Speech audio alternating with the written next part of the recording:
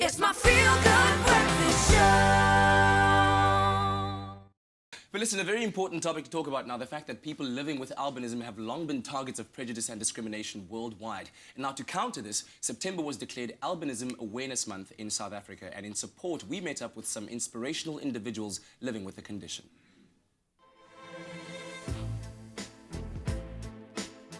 Albinism is a genetic condition characterized by a reduced amount or complete lack of melanin, which is the chemical that colors our eyes, skin, and hair.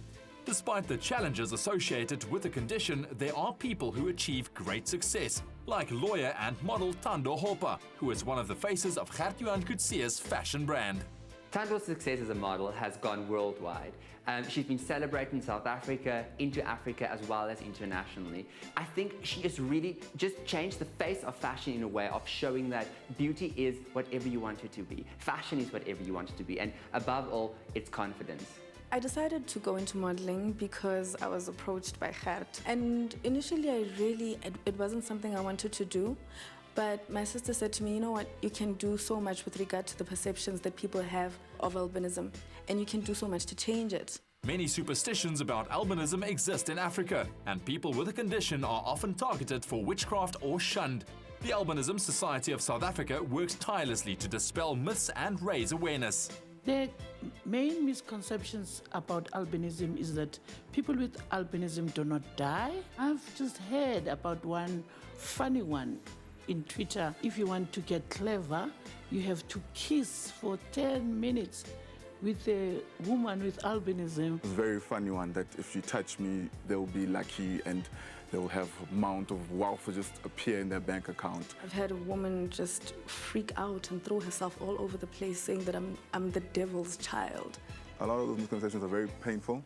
It's not all of them happy, and it saddens me that as human beings, just because one is, I would say, fairer than the other, he's now less of a human being.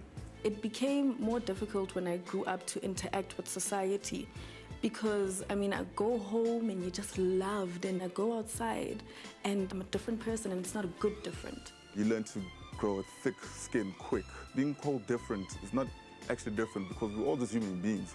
Not one of us look the same. The only thing that differentiates us is that we all have different challenges in our daily life. Thando and Simba's success allows them to reach a wide audience and help break down stigma, but more education and awareness is still needed. How do we combat the ignorance? By educating. That all starts at home. The same way with racism, it's taught at home. I would actually say I'm a superhuman being because I'm the only person, when I'm in a room, usually I'm the only one with albinism, and I'm the only one who can actually decide whether I'm black or white. So I would say I've got the upper hand. I have a lot of different goals with regard to creating awareness for albinism. I do not like being called an albino. That word doesn't actually define you as a human being. And if you say albino, it sounds like you are calling the person a condition when they have a condition. So it's better to say you're a person with albinism as opposed to saying you are an albino. I would really like for us to find alternative names, and this has become a very strong project of mine currently. The message I would like to give to everyone out there who has albinism: you define who you are.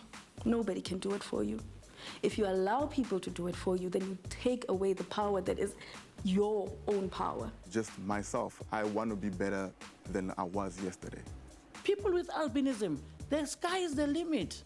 We're not favoring sundowns there, but we're saying it is our constitutional right that we reach the skies. We want to be equipped. We want to play a bigger economical part in this country.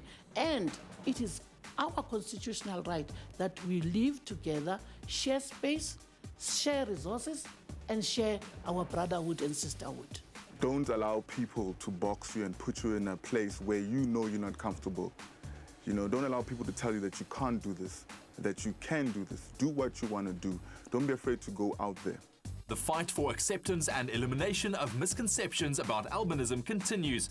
But as Thando confidently puts it, no one holds a monopoly on the concept of beauty. Very inspirational messages on this Tuesday morning. If you want to find out more, a little bit more about albinism, you can always head on over to the website albinism.org.za.